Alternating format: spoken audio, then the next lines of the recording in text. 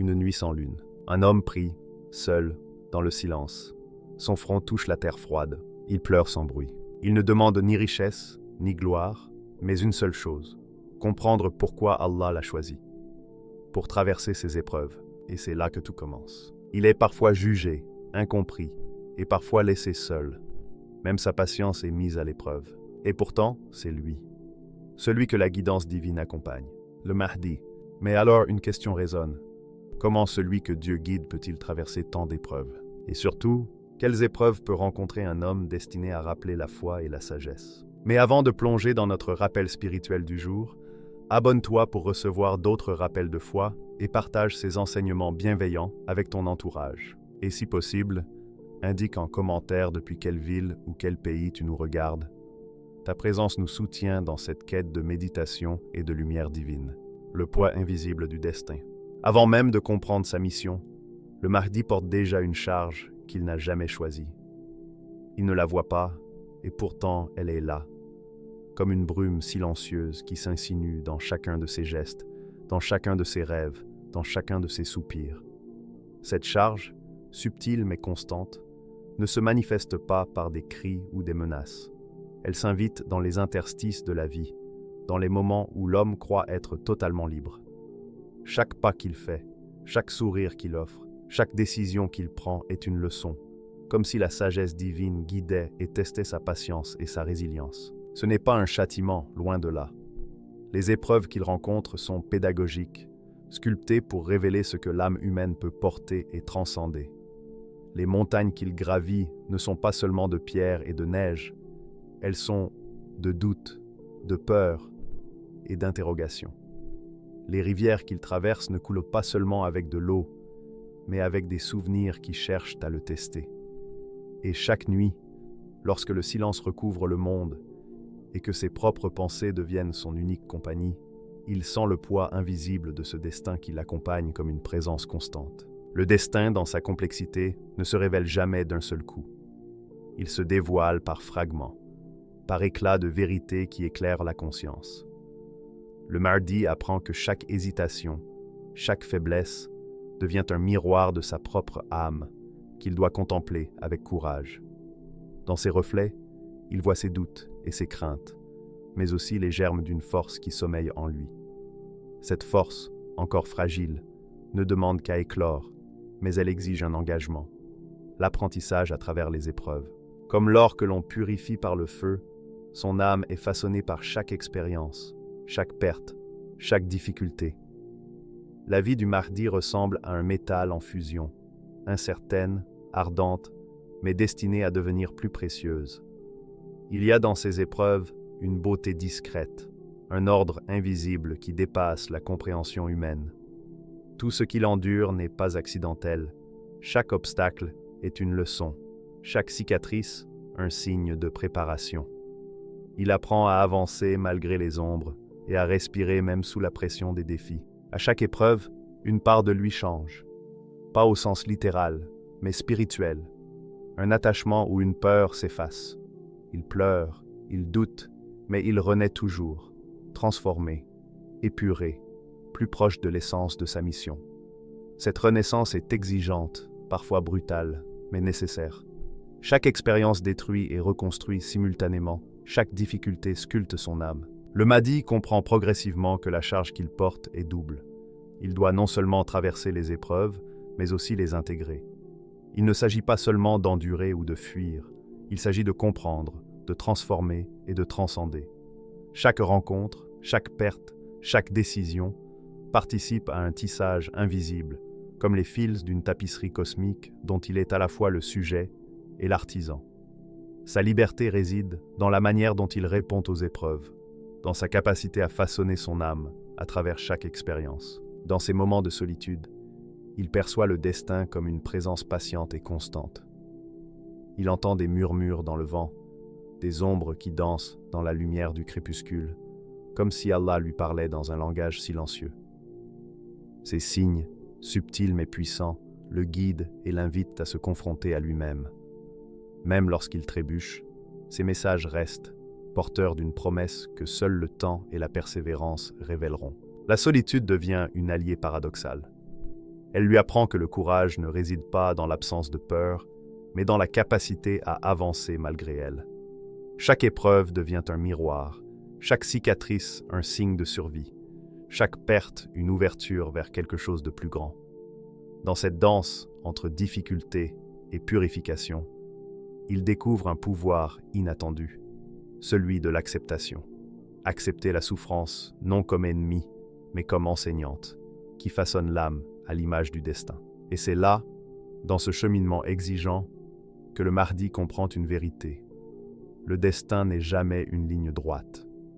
Il n'est pas rigide, mais fluide, façonné et façonnable. La charge qu'il porte n'est pas seulement une épreuve, c'est une responsabilité.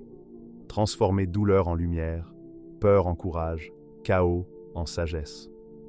Ce poids invisible devient une force intérieure, un moteur qui le propulse vers l'inconnu avec détermination et clairvoyance. À chaque instant, le Mahdi sent la tension entre le passé et l'avenir. Chaque moment de répit est une respiration avant la prochaine épreuve.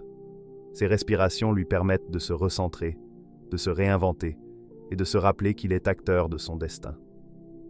Dans cette danse entre douleur et lumière, il se forge un caractère, une humanité qui transcende la simple survie. Le Mahdi marche ainsi, conscient de l'invisible. Chaque pas vise à intégrer la leçon de la vie. Chaque rencontre, chaque silence devient un enseignement. Il perçoit que le véritable pouvoir réside dans la maîtrise de soi face aux défis, dans la capacité à se relever, dans l'art de renaître constamment. Le poids invisible du destin devient ainsi une présence familière, presque intime, qui le pousse à se dépasser et à embrasser pleinement sa mission. La vie, même dans ses défis, est une forge.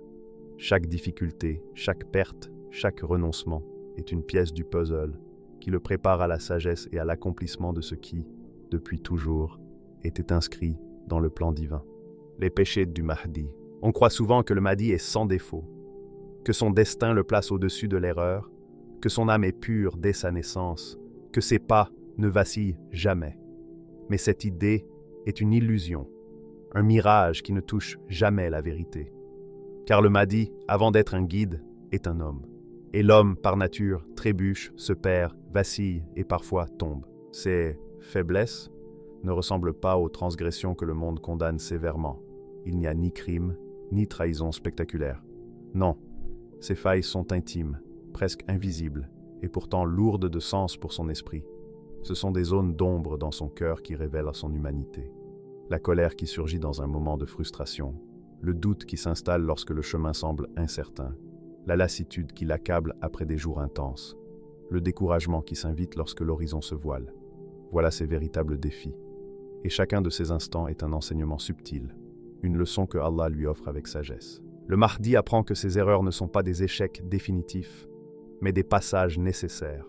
Allah lui fait traverser les fragilités humaines pour qu'il comprenne, au plus profond de lui-même, les souffrances de ceux qu'il guidera un jour. Il marche dans la peine, il trébuche dans l'incertitude, il se perd dans la confusion, et à travers tout cela, il absorbe le sens du pardon, de la patience et de la compassion. Comment pourrait-il tendre la main aux autres si ses mains étaient restées intactes, jamais confrontées à l'expérience de la chute? Comment pourrait-il réconforter les égarés s'il n'avait jamais connu la peur de s'égarer? Dans ces moments de doute, le Mahdi se sent parfois accablé par une inquiétude silencieuse. Il pense, suis-je à la hauteur de cette mission? Suis-je digne de ce rôle?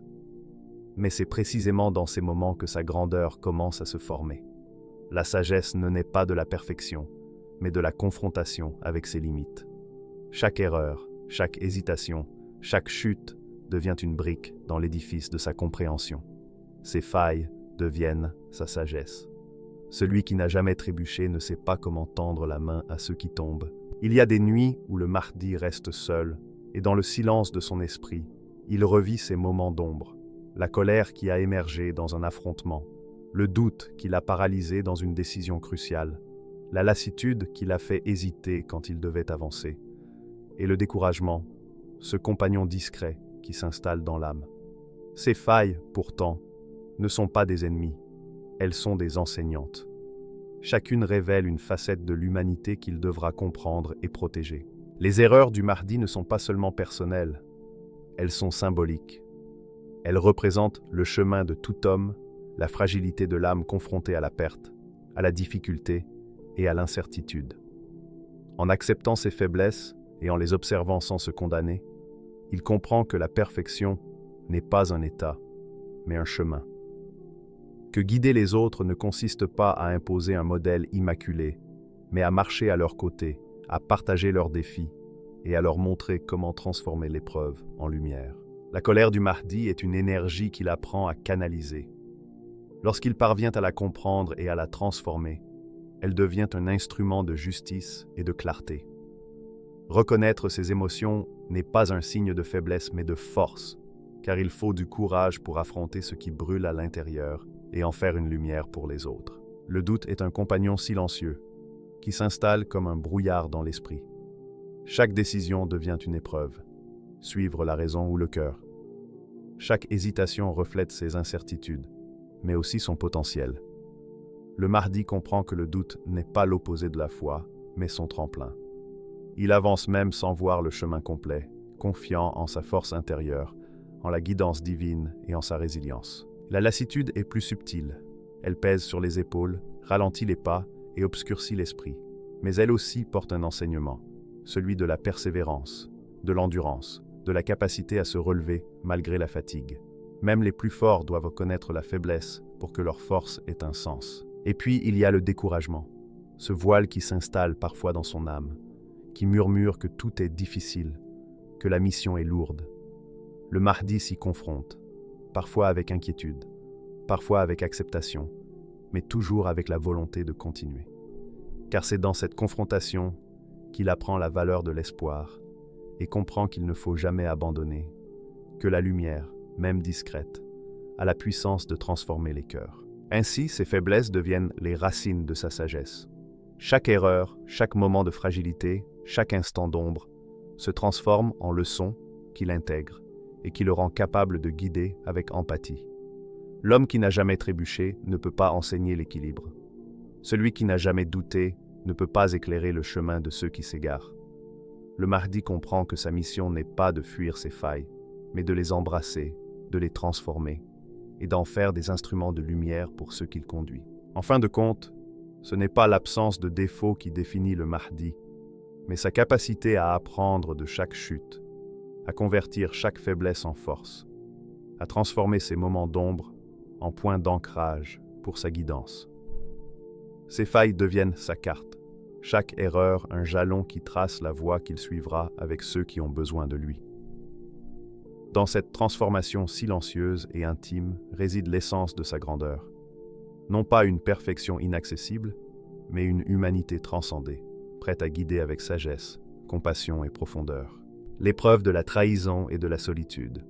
Le vent souffle sur le visage du Mahdi, comme pour lui rappeler que rien n'est stable dans ce monde. Les visages amicaux peuvent parfois cacher des intentions inconnues. Derrière chaque sourire, derrière chaque regard chaleureux, se trouve parfois une leçon à comprendre. Il apprend à lire les silences, à percevoir les nuances dans les gestes, à anticiper les défis avant qu'ils ne se présentent. Les mains tendues ne sont pas toujours offertes pour soutenir. Elles peuvent être des occasions d'apprentissage. Chaque accolade demande discernement. Chaque promesse mérite prudence. La confiance devient un art, et le Mahdi découvre qu'il doit apprendre à marcher seul, même au milieu de la foule. Les liens qu'il tisse se transforment en enseignements. Chaque amour, chaque amitié, chaque soutien, chaque mot réconfortant lui apprend la vigilance et la compréhension. Il commence à percevoir que le monde n'est pas seulement imprévisible, il est complexe, rempli d'ombres et de lumières qui se croisent sans cesse. Les expériences difficiles ne viennent pas uniquement de l'extérieur, elles sont aussi des confrontations avec lui-même. Sa sensibilité, sa confiance naturelle, son désir de voir le bien chez les autres deviennent des outils pour affiner sa sagesse. Allah l'isole parfois, lui offrant l'épreuve de la solitude. Les montagnes deviennent des repères, le silence devient un compagnon, et le temps semble suspendu. Dans ce vide, le Mahdi ne trouve aucune distraction, aucune présence rassurante. La solitude n'est pas seulement physique, elle est spirituelle, intime, totale.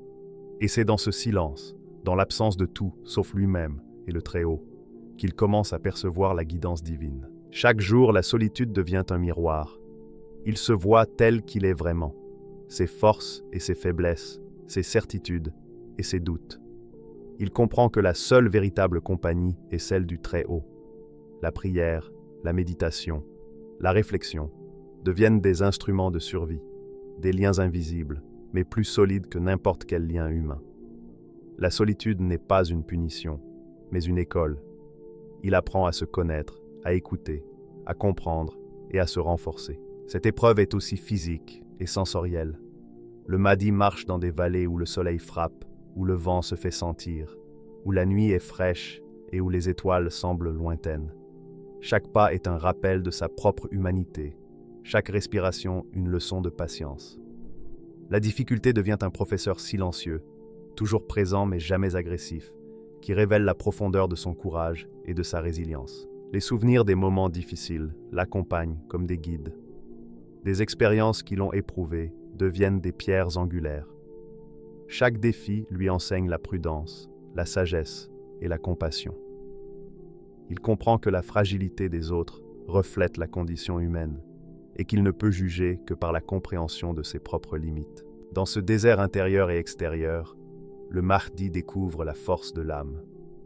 La solitude purifie, révèle et transforme. Les épreuves humaines, lorsqu'elles sont vécues pleinement, deviennent des tremplins. La difficulté cesse d'être un ennemi, elle devient un enseignant, une lumière qui éclaire les profondeurs de l'esprit. Chaque instant de solitude devient un moment de révélation sur lui-même, sur le monde et sur le rôle qu'il est destiné à jouer. Les nuits sont les plus exigeantes. La lumière du jour offre des repères, mais l'obscurité révèle l'âme dans sa totalité. Les pensées s'agitent, les doutes surgissent, et le sentiment de solitude peut l'envahir. Pourtant, dans ces nuits, il apprend la patience. Il découvre que la véritable force ne réside pas dans l'absence de peur ou de difficulté, mais dans la capacité à rester debout malgré elle. Il apprend également que l'isolement n'annule pas le monde. Les humains continuent d'agir, d'espérer et de se tromper. Le Mahdi, bien qu'éloigné, commence à percevoir les liens invisibles qui relient chaque destin à celui des autres. Sa solitude devient un observatoire, un lieu où il peut comprendre les mouvements humains avec clarté.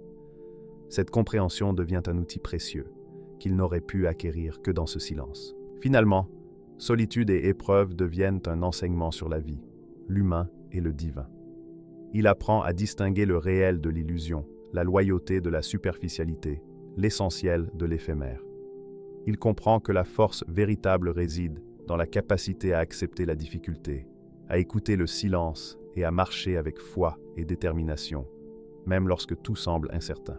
Dans ce désert, le Mahdi forge son esprit et son cœur. Il apprend à voir la vérité derrière les apparences, à percevoir la sincérité dans les gestes et à puiser dans le Très-Haut, une source de guidance qui ne faillit jamais. Les liens humains peuvent être fragiles, mais le lien avec le divin demeure éternel. La solitude, loin d'être une malédiction, devient une bénédiction déguisée. Ainsi, chaque expérience difficile devient un chapitre dans l'éducation du Mahdi. Et au milieu de ce désert de silence et de défis, il apprend la leçon la plus précieuse. La difficulté n'est pas l'ennemi, mais le maître. Elle enseigne, transforme et prépare celui qui, un jour, marchera avec une lumière capable d'éclairer le monde entier. La foi mise à genoux. Même les prophètes ont connu le doute. Même les âmes élues ont parfois vacillé devant l'immensité du ciel et le silence du divin. Le Mahdi n'y échappe pas. Il apprend tôt que la foi n'est pas un manteau que l'on enfile pour se protéger, ni une armure qui repousse les tempêtes. La foi est une flamme fragile, souvent vacillante, qui persiste lorsque tout le reste semble incertain. Il y a des nuits où le Mahdi s'agenouille et sent l'immensité du monde autour de lui. Les étoiles paraissent lointaines, le vent murmure doucement, et même l'air semble invité à l'écoute. Ses prières s'élèvent, et parfois, elles reviennent silencieuses, comme pour lui apprendre la patience. Il se demande si ces mots atteignent l'invisible, et c'est précisément dans ces instants que la foi se révèle dans sa forme la plus pure, non pas confortée par des signes évidents, mais vivante malgré tout. Dieu, dans sa sagesse, retire ce qui semblait immuable. Le Mahdi se retrouve face à lui-même, face au doute et à l'incertitude. Les certitudes qui guidèrent ses pas sont comme des repères à reconstruire, et il doit avancer avec rien d'autre que sa volonté et sa confiance dans le Très-Haut. C'est là que la foi devient lumière, non pas celle venue de l'extérieur, mais celle qui naît du courage de persister malgré les épreuves. Chaque silence du ciel devient un miroir où le Mahdi contemple son âme. Il découvre la fragilité de l'attachement aux certitudes humaines et la valeur de la confiance dans l'invisible. La prière cesse d'être un rituel mécanique. Elle devient un dialogue intérieur, un acte de courage et d'abandon simultanément. Il apprend que croire ne signifie pas toujours recevoir ou comprendre, mais continuer à tendre la main vers le divin, même lorsque les signes ne sont pas évidents. Dans ces nuits de doute, il ressent la profondeur de la purification. La foi éprouvée n'est pas un affaiblissement, c'est une transformation. Comme le métal qui se purifie dans le feu, son âme se purifie dans le silence et la persévérance. Chaque question sans réponse, chaque sentiment d'incertitude devient un instrument de croissance. La foi se renforce lorsque l'on se fie uniquement à celui qui est au-delà de tout. Le Mahdi apprend à rester agenouillé dans l'obscurité, à parler même quand aucun écho ne revient, à écouter même lorsque tout semble silencieux.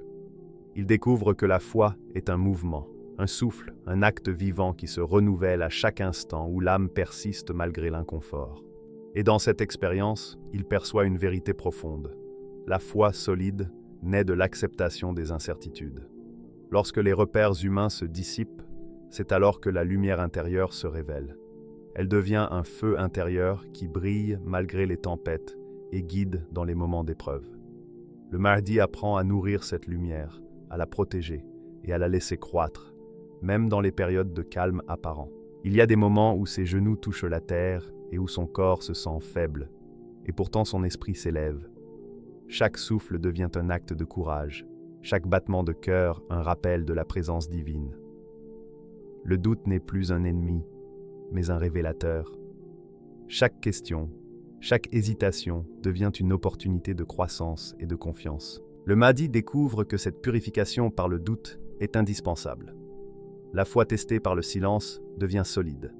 Elle devient un ancrage pour ceux qui viendront à lui. Comment guider les autres vers la lumière si l'on n'a jamais traversé l'incertitude? Comment enseigner la persévérance si l'on n'a jamais été confronté à la tentation de fléchir? Le doute purifie, élève et transforme celui qui persiste avec courage et patience. Dans ce cheminement, le Mahdi sent naître une lumière indépendante du monde et des circonstances. Cette lumière vient de la constance dans l'épreuve, de la confiance dans l'invisible et de la persévérance. Elle devient le cœur de sa guidance future, la source de sa force et de sa clarté. Ainsi, la foi mise à l'épreuve n'est pas humiliation, mais élévation. Elle détruit les illusions de certitude pour révéler la vérité de l'âme.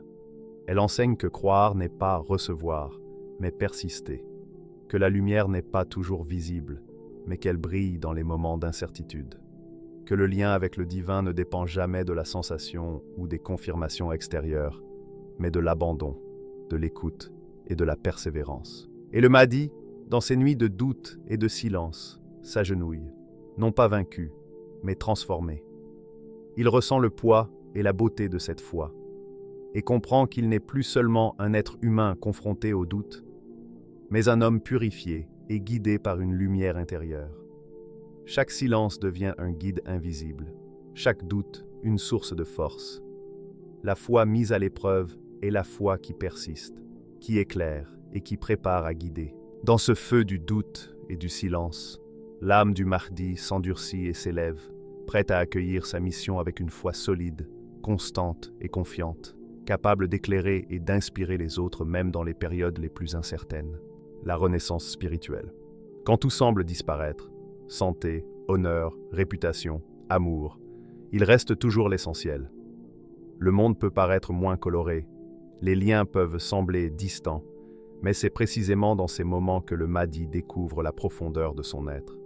La remise en question devient le terreau de la renaissance. Il se tient là, au milieu de ce qui semble perdu, et pour la première fois, il ne cherche pas à reconstruire exactement ce qui a été.